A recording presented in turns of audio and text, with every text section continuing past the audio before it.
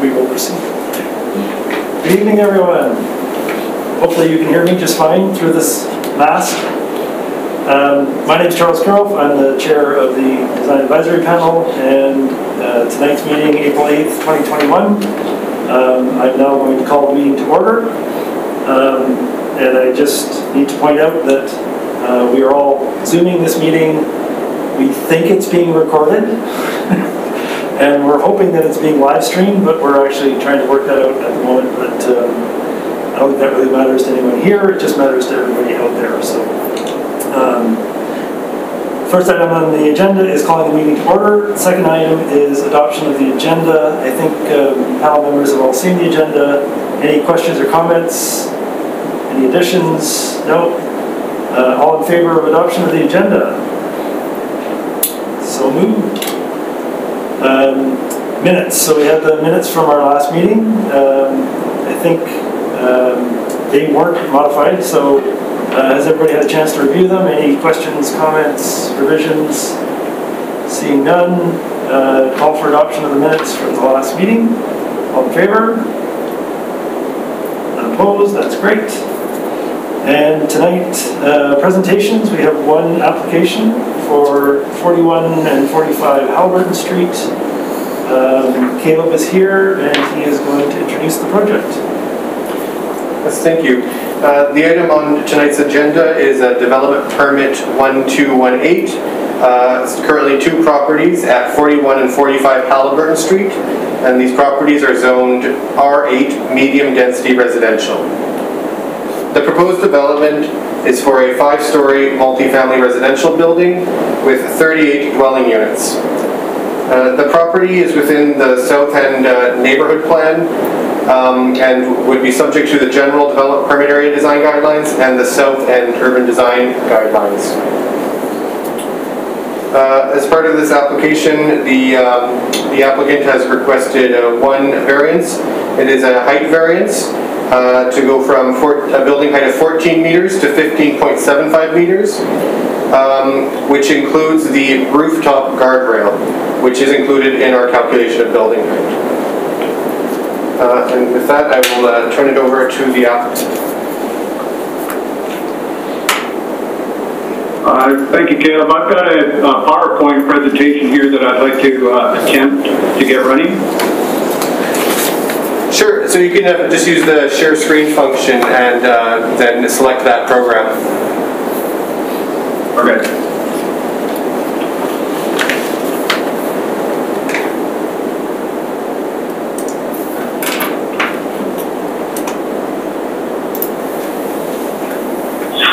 How are we doing so far? Did everybody see that?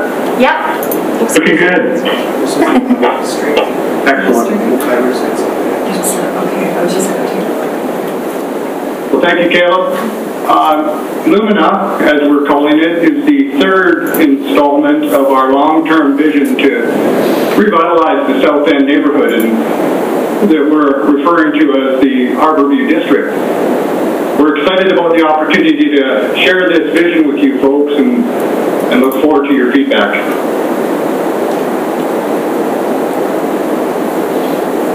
Previous projects include the now completed Outlook building at 119 Halliburton and its neighbor Prospect at the corner of Halliburton and Milton.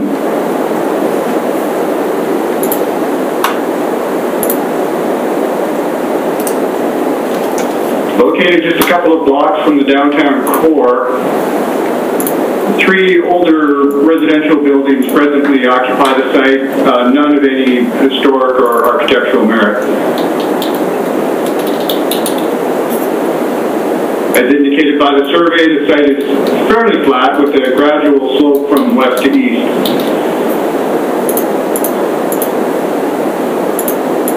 The documents that helped inspire and direct our planning included, but not limited to, the South End Neighborhood Plan, the zoning bylaws, and of course the OCP.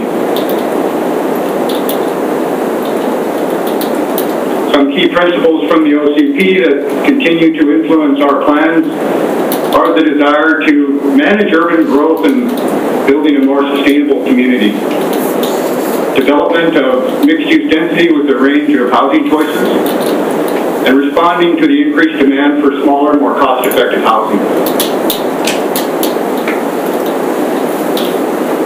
Some highlights from the South End plan that provided inspiration were encouraging development close to urban cores, keeping up with the increased demand in population, a focus on cyclists and pedestrian corridors, and reflecting on the historical character of neighborhoods.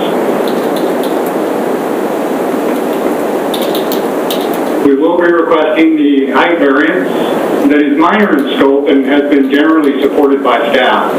A rationale for the variance has been provided in our package. The similar height variance has been required and supported by council, originally with the Outlook building and then most recently with the Prospect application.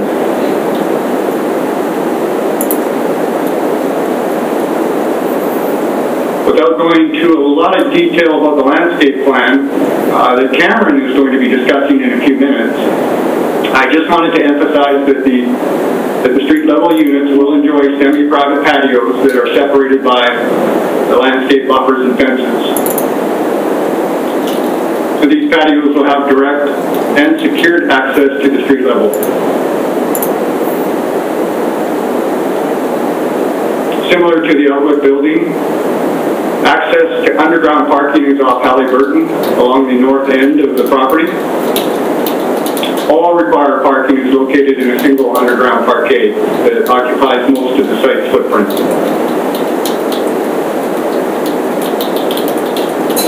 We're offering a collection of studios and 1- and 2-bedroom units, each taking advantage of views and natural light where possible.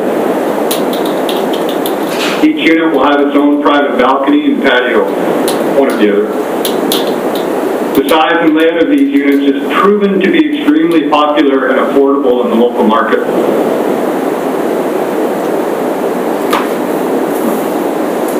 In regards to form and character, the building represents a modern interpretation of heritage elements with a strong building base, articulation of massing, and a prominent entry. Some examples of high-quality material as the custom detailing include custom brackets, some dentals, and curved cornices.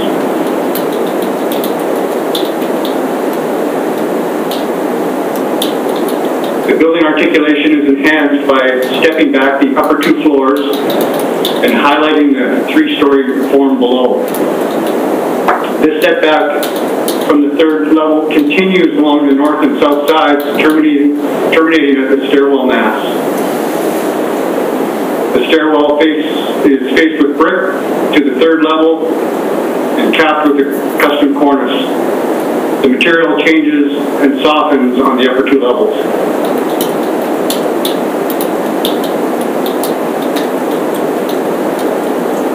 The south stairwell gives a playful nod to the lighthouse form common throughout the island passages.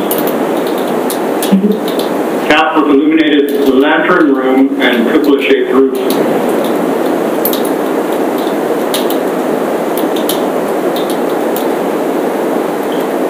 A quote from the South End plan that resonated with the design team was, "Respect the traditional heritage of the South End." Sustainable building materials include brick cladding, party panel siding, granite tile, and cedar soffits.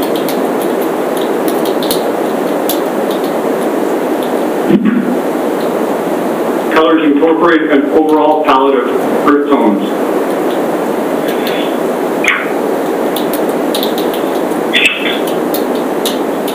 A long list of sustainability highlights are included with our Schedule D document, as well as the package provided to you folks. In the interest of time, I won't list them here. I should say, though, that we do intend to achieve a Tier 2 level of bonus density up to 1.85 FAR. I believe this application is proposing a floor area ratio of 1.79. Crime prevention methods are important to the design solution. Some highlights include secured street level patios, and street lighting that provides an additional layer of surveillance. So we look forward to our continued work with planning and the neighborhood groups and bringing a positive, sustainable change to the South End neighborhood.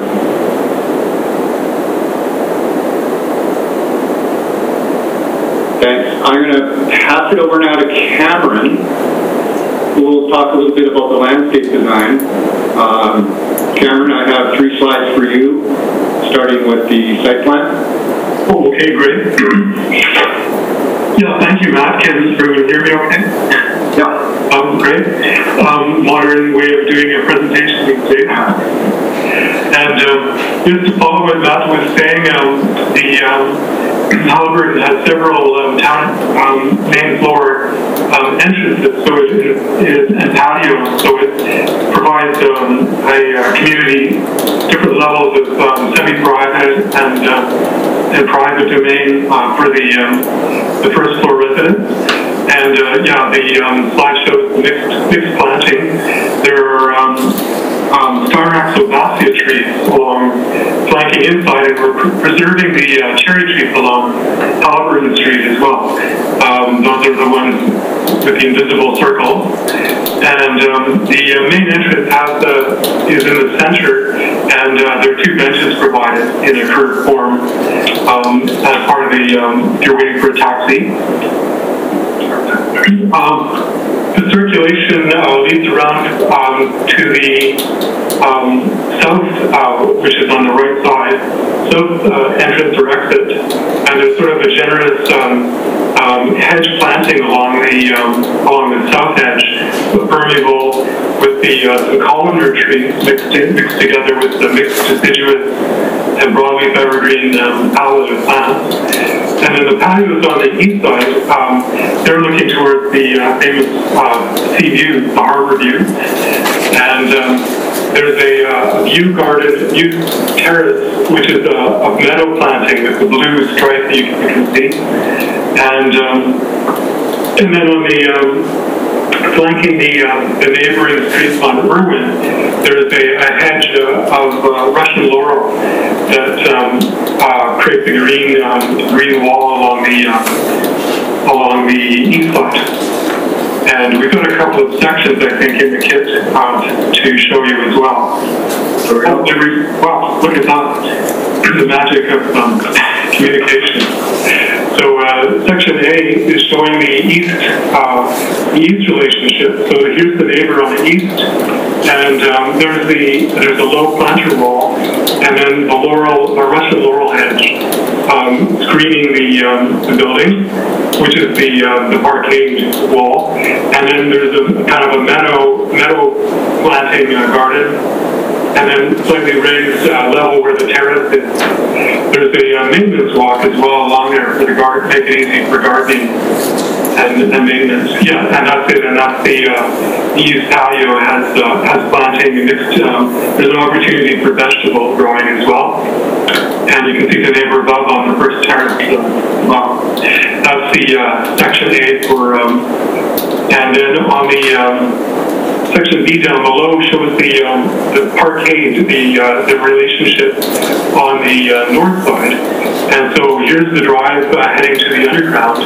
We have a vine trellis flanking the edge of the north edge of the planting to make a soft edge for the neighbor. And there's a walk exit and planting adjacent to that spacing on the building, as well as a green screen on the building as well. I guess while we're on the sections, I guess if we go to section C, it's kind of counterclockwise, isn't it? So there we are. Section C is the west landscape, and this shows the entrance experience here. So it's slightly the main level is slightly below Halliburton, so we're intercepting the drainage with the trench drain, and there's a good place to sit there underneath the Styrax Ovacia. Laura Jean from our office picked. It's a smaller tree to be planted on the parkade, above the parkade. And then there's the cherry tree on Halliburton Street, as well protected. And then section D gives you a feeling for the roof garden, which is up on top. And you emerge into the roof garden, and in this case we've got some small Japanese maples and mixed planting of meadow planting, and a few places where people can, the social spacing these days, there are enough variations where people can sit and have picnic dinners in the roof garden courtyard. Do we have any more plants to show on that? Or? One more slide. One more slide? There we go. There. That's the roof garden plan. So it's a permeable pavers pattern with, showing the patterns of low-level planting for lightweight, to be lightweight, with the exception of a few trees to define the areas and provide a bit of shade up there. So I'll pass it back to you, Matt, unless there's any. That's fantastic, Cameron. Thank you. Scott, I've got a slide for you from Harold Engineering, if you'd like to say a few words about stormwater, etc. Okay. Thanks, Matt. Can you guys all hear me? Yeah. Okay. So I'll just touch on sort of the access and the site servicing here. So like Matt mentioned earlier, the whole building will be accessed via this sort of common access driveway that will come down into a parkade that sits below the building. So that'll be a new access to replace the existing ones to the existing sort of houses that are there. And that'll sort of tie in with some work along the Halliburton frontage, which is sort of being sort of designed in along with the other developments that were mentioned, Outlook and Prospect, that are further along Halliburton, to create like a consistent streetscape that goes all the way down Halliburton Street. Water and sanitary service, water, storm and sanitary servicing. There's existing utility mains that run along Halliburton Street. So we'll have a new water service connection to the, I believe it's a 200 diameter water main on Halliburton. And there will be a gravity sanitary service for all the residential levels. Sort of touching again on what, going back to what Cameron was talking about, especially with the green roof, the intent for the stormwater management at this site is to, sort of direct as much water that lands on the patio and the buildings into that green space as possible, to provide some chance for the water to percolate through those soils. They'll provide some quality treatment, as well as some retention and detention of the water before it leaves the site. And it'll also be good for the, maintenance of the plants to have sort of a natural watering system. After that, that'll all sort of, be collected in an on-site system. You can see there's a small tank that will be under the driveway. Yeah, right there. And then, so any water that reaches that point will be flow controlled before it leaves and enters the storm sewer on Halliburton and heads downstream.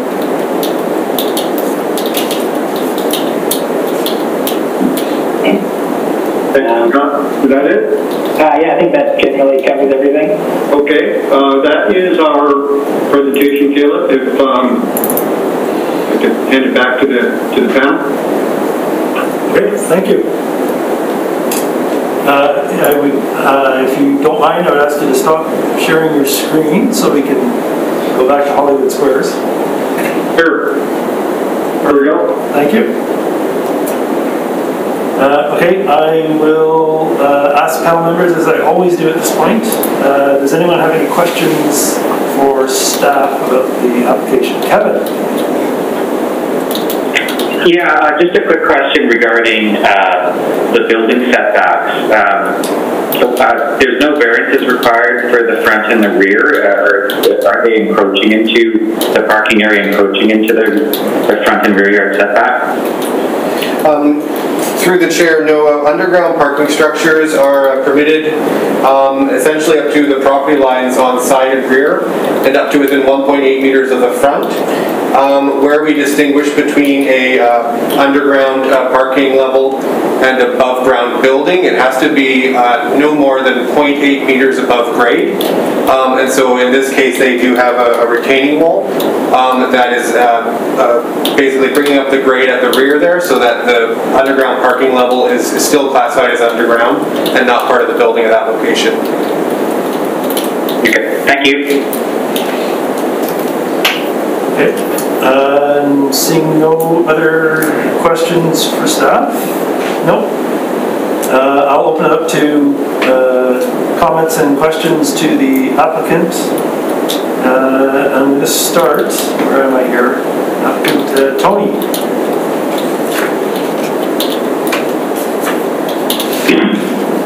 That's me. That's you. Yeah. Thank you for the presentation.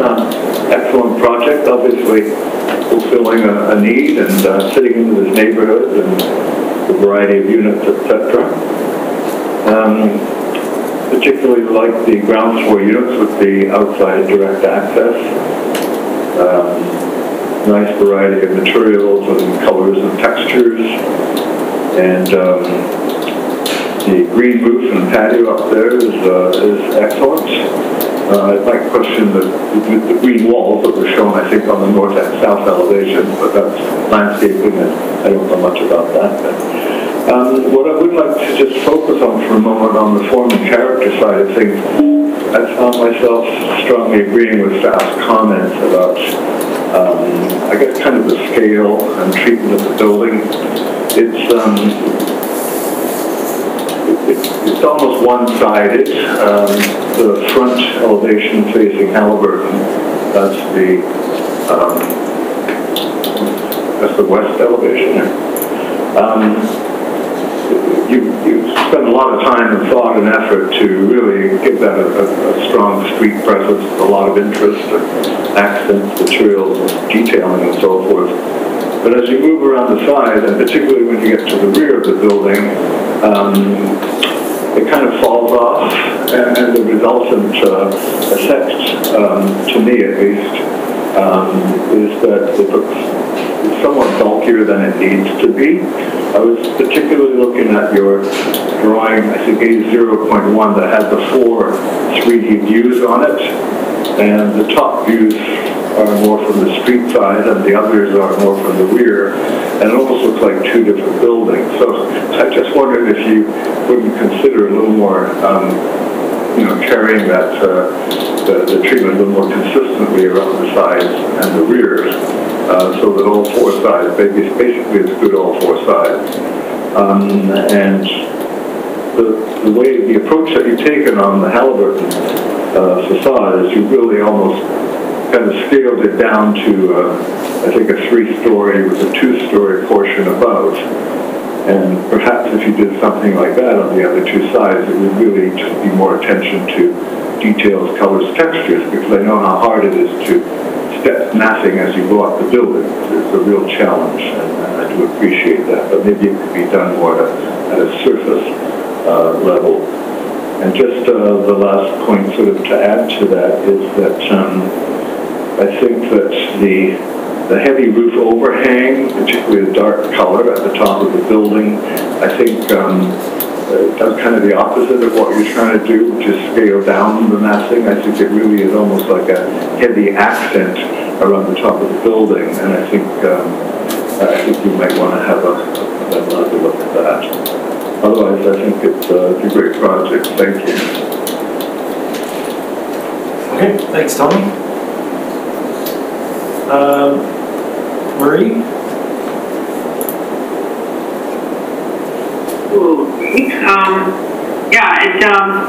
Thanks for your presentation on this. I see the relationship between this and what you're working on and the other a little further down the street. I was on the panel when we looked at that corner near the park, and there's some really nice plans here to sort of rejuvenate and change this neighborhood. And in terms of form and character, I concur with Tony on what he said. I find the building seems quite bulky and very, focused on the three sides. The back side kind of neglected a little bit, and I agree with all his comments in terms of maybe some suggestions in terms of how to change that.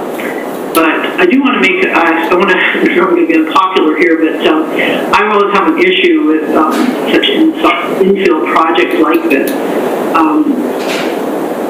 I looked at the community plan in terms of how you're supposed to be sensitive to the form and character of the neighborhood, and this is a very fine building that would look good in a lot of different locations, but it's kind of squeezed in here in the middle of a block where we've got all single-story gable roof, wood frame houses, mostly single-story.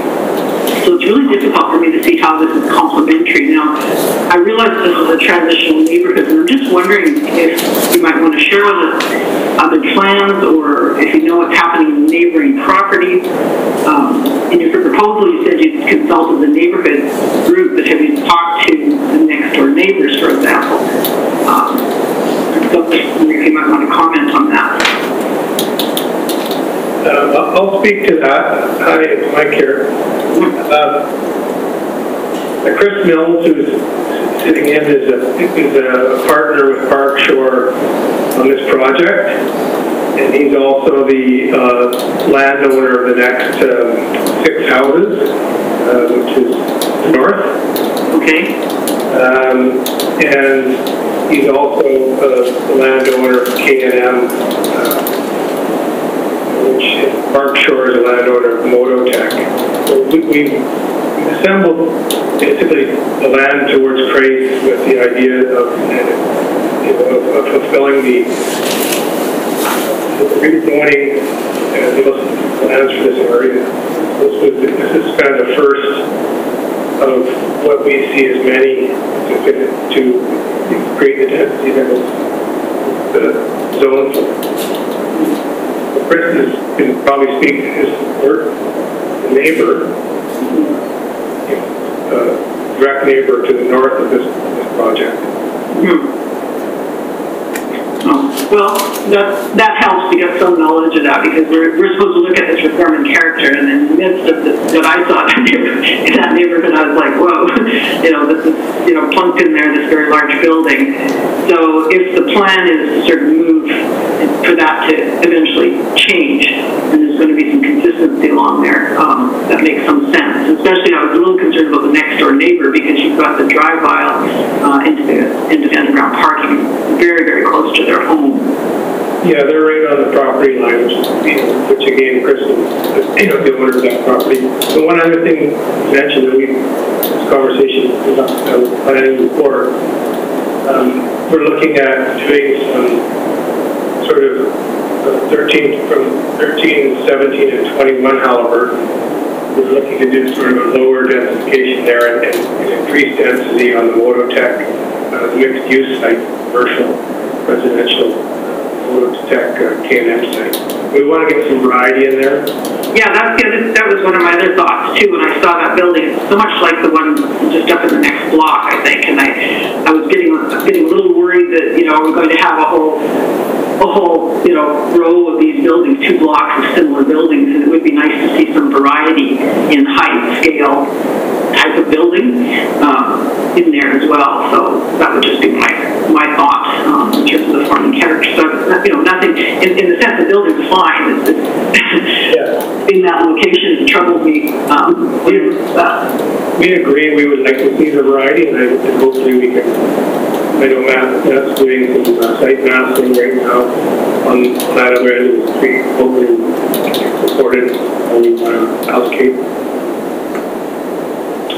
Okay, well that really helps to clarify things, and I appreciate that.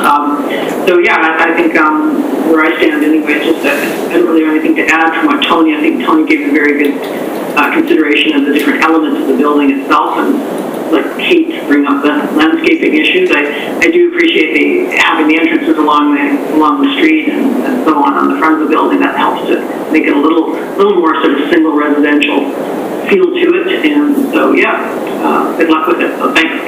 Thank you. Thanks, Murray. I will go to Tyler. Thanks, Charles, and thanks everyone for your presentation. I have nothing really to add. I think Tony sort of captured all my thoughts and more, and probably stated them far better. Other than that, I'm excited for this project and the other projects to unfold. Just on a personal note, I think this is the perfect type of density our downtown needs. So thanks so much, and excited to see future plans unfold as well. Thanks, Tyler. Kate? Oh, there we go. First, thank you very much for your presentation. I don't have a lot to add. I, again, agree with what Tony said, and he articulated it better than I think I would. And I also would like to, I agree with Marie, though, and I just want to restate that. My concern when I saw this building come through, knowing the other two projects that you have done, was that I do hope we see a little more diversity in how this neighborhood gets developed. I've seen excellent neighborhoods in other cities where you have a greater range of scale, and I hope that happens, whether it's you as a group or someone else. And I mean, my words mean nothing right now, but I just wanted to say I agree with Marie. And the landscape, I believe, sorry I missed this, but I think the whole site is parked on top of the structure. Is that right? Mobile parkade, yeah. Yeah, okay. So that's why you have the limited size and scale of trees. Is that right, Cameron? That's right. We've used larger trees along the sweet gums, where the parkade isn't an issue. Kind of on the three corners, but then with the parkades, we've gone to smaller species. Yeah. So that was going to be my only criticism, was that I sort of wouldn't have mind seeing even more trees, but I understanding that you're very limited given you're on top of the structure. So that would be my first comment, and then I too appreciate that you have the varying entries on the street. I think that will make that street much more interesting and dynamic than what we've seen in other buildings. And I mean, I know you will be including lighting. I'm just reiterating that staff brought that up, that they want you to make sure you include that in this application. And it appears like you have planting around the garbage enclosure. Is that right?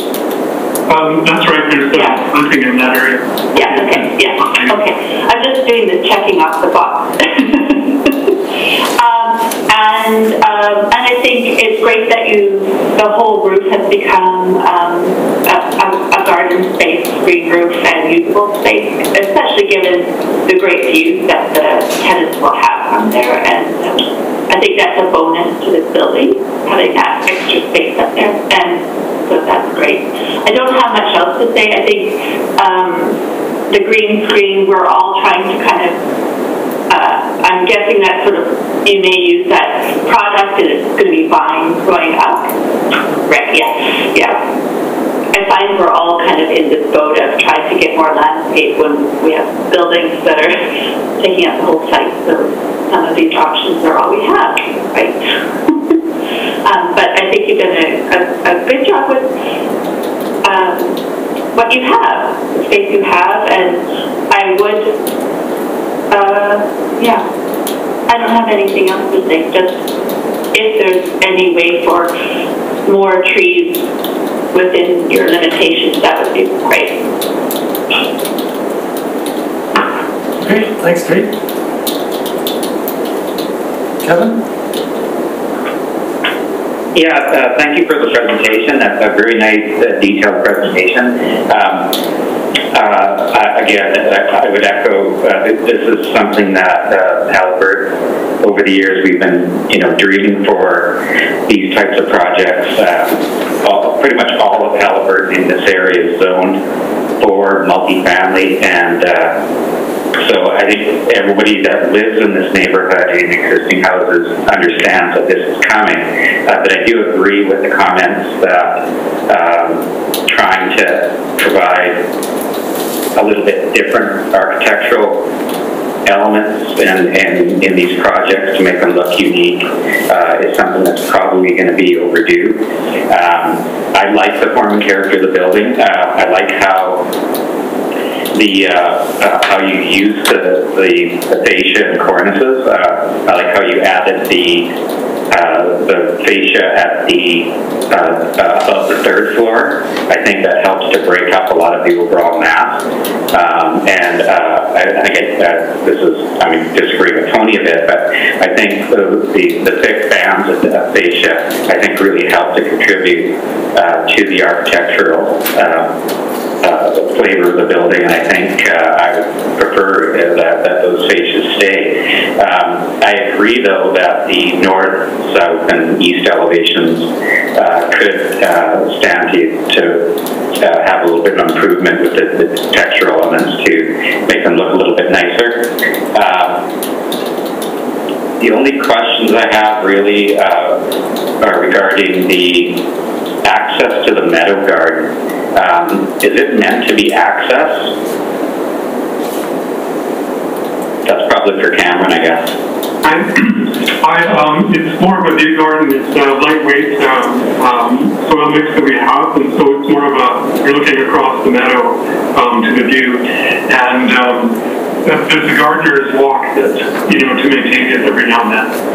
Okay, because just judging from your cross section, it looks like there might be the opportunity that the people that live on those patio units might be able to climb over top of the planters and go down into that area. So I'm not sure if it's something that might happen, or whether or not the garden is going to be as such that it's going to be dense enough that won't happen. Just your thought about that. Right. Trying to get to the right page here. It's sort of more ornamental grass, and it's sedum, so it's not really a lawn as such, so it wouldn't be that easy to walk across it. Lavender, so it's a bit prickly kind of thing. Okay.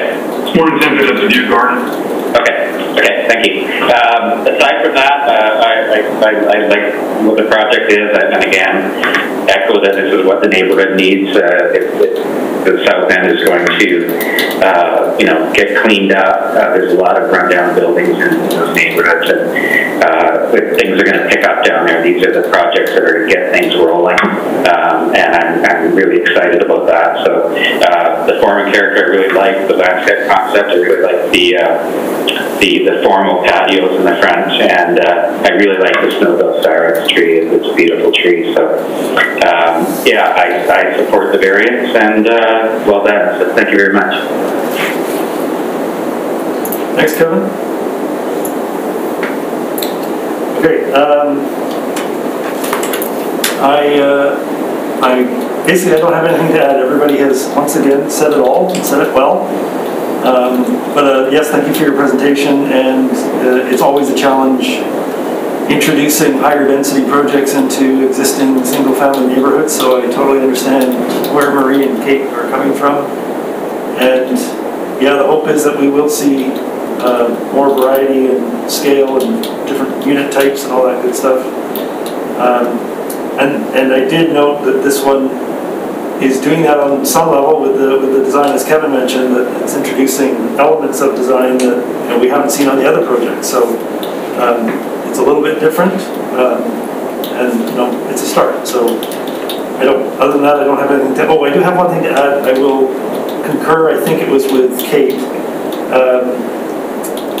The use of the green screen, green wall. It's always a challenge, and especially on the north side. I've had some experience trying to do that, and it ended up being a brown wall, and it wasn't very nice. So you might just want to put the brick there and be done with it. But that's not a recommendation.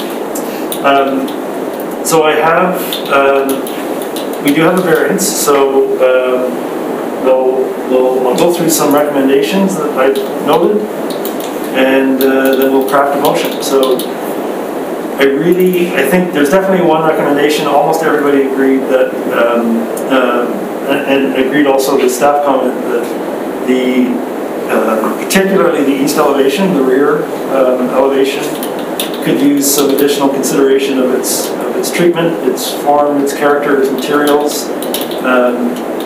There was some comment about, and Tony, you commented about the dark cornices and the effect that the dark cornices have. And I don't think that was necessarily saying get rid of the cornices. It may have just been, maybe consider a different, lighter color for the cornices and the overhangs. Did you want to make that a recommendation, Tony? Can I interject? I would make a recommendation that it be reconsidered. Kevin obviously disagreed, but I just found it so heavy and overpowering that I kept looking at it, and it's kind of the opposite of what I would want to do. I want to make it lighter, thinner, less of a projection perhaps, and certainly not that dark color, but again, pretty subjective stuff here. Yeah. Charles, could I just offer a point of clarity? Yes. In line with this conversation?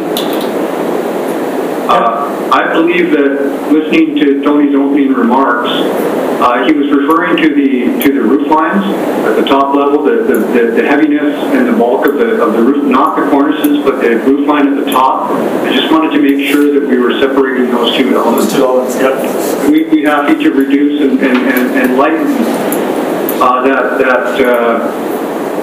that top roof line, because I agree that could be softened. Okay, that's great. That's the one I was referring to, is just the very top of the building. Yeah, thank you. Sorry, my mistake for using the word cornices, because I was going to make the point that the cornices capping kind of the third floor level make total sense. It's the higher roof line that is probably the cause for concern. So, okay, so other than that, I don't see any strong recommendations. So I've got, and crafting this language is always a challenge, but consideration for recommendation number one, for further consideration to be given to the design treatment of the east elevation.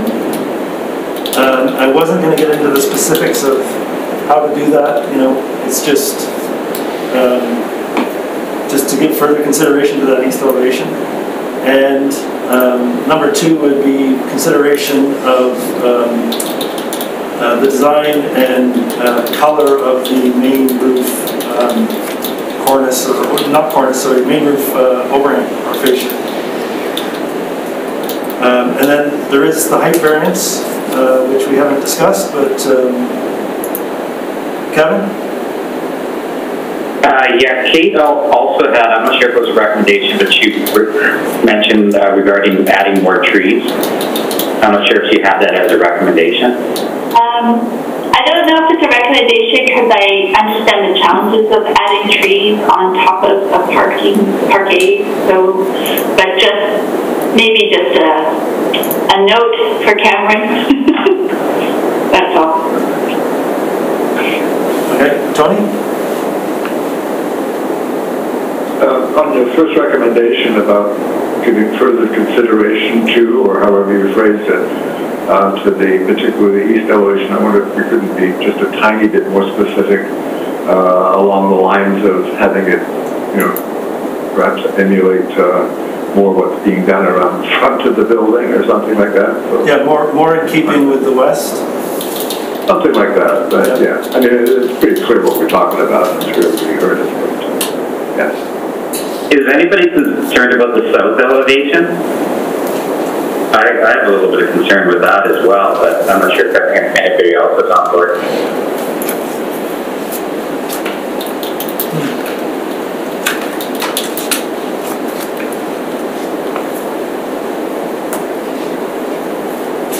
Anyone? No? It's tough. The north elevation does carry around the brick further than it does on the south, but there is the lighthouse feature, as they call it, on that south elevation. And whether that will work or not in perspective versus elevation, I don't know. But, Tony? Not to belabor the point, but I just think, the building can be seen from all four sides, and that they also have comparable, not equal necessarily, but comparable amount of interest. So that includes the south elevation, obviously. Okay, well then potentially one way to reword the recommendation is to give further consideration to carry the form and character of the west elevation around the building, or something to that effect. So it's all sides. Yeah, that sounds good.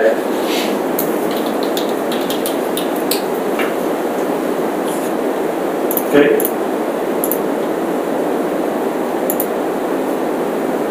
And the change to the consideration of the design of the roof overhang fascia color. And then I'm going to suggest support for the height variance, since nobody has chimed in to say that it causes them any grief. So that would be 2 recommendations in the support for the variance. Can we have a motion? Kevin?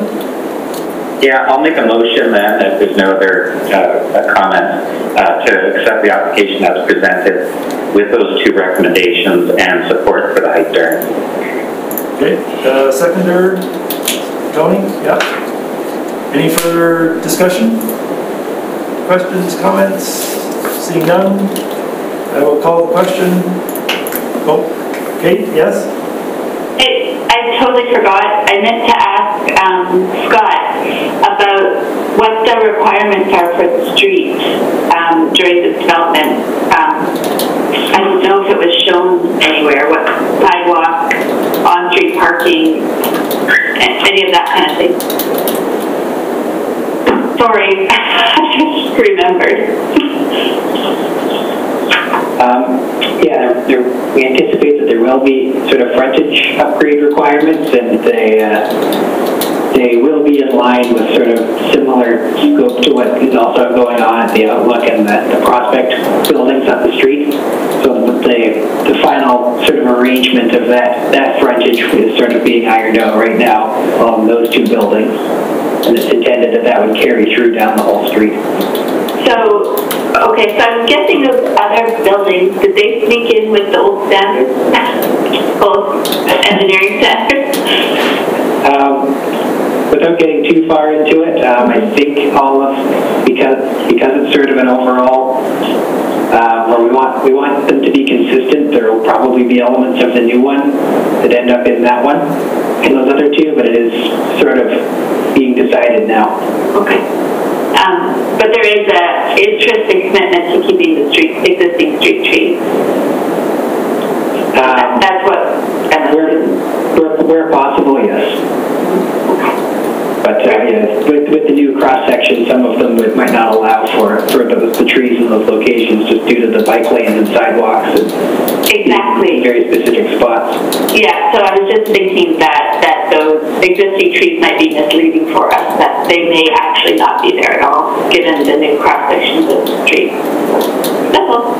Yeah, I'm sure Cameron could maybe add something there about whether we would, I assume that there would be some element of street trees if these ones are removed. They just might not be the same ones. Mm-hmm. Well, the new standards they only have the flex zone for trees, which can be on-street parking and or trees. Mm-hmm. I know, I just remembered that I wanted to know what, so it's not been sorted out yet, I guess, is the main thing. Yeah. Yeah, okay. So, I don't have anything to add then. Okay. With that, any other questions or comments? Seeing none, I will call the question. All those in favor? And nobody's opposed. Motion is carried. Thank you very much. back to my agenda. I've just got a procedural question, if that's okay. Yeah, oh, sorry, yeah, Matthew, yes. Thank you for all the comments, by the way. We really appreciate that, and we'll do our best to incorporate those into the design. Are we to assume that this project does not have to come back to the design panel? It can be just approved by staff now? That is correct. We will now be working with staff to, what do you guys call it? It has to go through the rest of the process, and then there's a comprehensive letter that's prepared. Yes, we look forward to that. Thank you. Okay, thank you. Thanks, everyone. Okay. Thank you. So panel members, on our agenda we have number 5, other business, which if you got the late breaking email from Lori, there was some material for this presentation that was added. There was also a, what would you call it, information package for us following our discussion 2 weeks ago about conflict of interest. And I'm going to suggest that we all give it a nice long read. And Lori has indicated that someone from Legislative Services, whose name I can't remember, Sky Snellgrove. Sky Snellgrove has offered to join us at our next meeting to answer any questions we may have about policy. So I think that was probably the best way to deal with our extra business. Kate, do you have a question? I do. Actually, it is about us not seeing what's going to happen on the street and how it can impact our opinion of the form and character of the building being presented when we don't know what is going to be required to be done. Yeah. I think the only way to answer that easily and succinctly is that it's always a challenge, and it's one of those things that falls onto the shoulders of staff, both planning staff and engineering staff, and it's an evolving thing that happens throughout the entire life of the construction project. So, but it can be a challenge if we're seeing something, we're kind of expecting it to be there, and then it doesn't show up at the end. Yeah, because I guess maybe my question, this is just panel question for staff. Normally, would we expect to see what's going to happen on the street at this point, or is it just happens during the process of the DP? Through the chair, yes. Typically, we do ask for some representation on what would be happening out on the street through the DP, but we recognize that is, of course, conceptual, and it does not form part of the development approvals process through the DP, which is, of course, just for anything on-site. Everything off-site is dealt with through the engineering department as part of their review, so it is subject to change, but we do try to get it pretty close to correct as part of the development permit process, so we can understand how it will interact with the development. Yeah, I'm only asking because the new standards with the addition of bike lanes and wider sidewalks and all that in my experience, having less room for boulevards or street trees, so then then it becomes more important that the development maybe carries that load, has trees that start to act like street trees, for example. So that's all. So my comment, this is not really for this project in particular, it's just more about understanding, being able to understand the project and what's going to be delivered. That's all. Okay, thank you. Does anybody have any other business? Seeing none. Tony, yes? Just a quick one. We were discussing AIBC concerns at our last meeting, and I've contacted the AIBC, and I have a few points to bring to that when we discuss our conflict of interest thing, perhaps at the next meeting. In the meantime, perhaps I'll just send you, Charles, as the as the chair, my few notes on the subject. And you can work that in somehow down the road. That'd be great. Kevin? Yeah, just a quick question. I remember, I guess it was 16 years ago approximately, when we worked with Frank D'Ambrosio with his staff to come up with the urban design guidelines. And we basically said at that time that the guidelines were meant to be left open and re-looked at in time. And now that there's been a fair amount of infill projects that have been going on in the downtown area, whether now would be a good time for staff to look at the budget or go to council to look at the budget to maybe look at having the urban design guidelines revisited. If I may through the chair, one thing I did want to note earlier is that the council recently endorsed some new active streets design guidelines, and we're just getting a little bit more familiar with them ourselves, but what they're meant to do is offer guidance for considerations with things like the flex zone.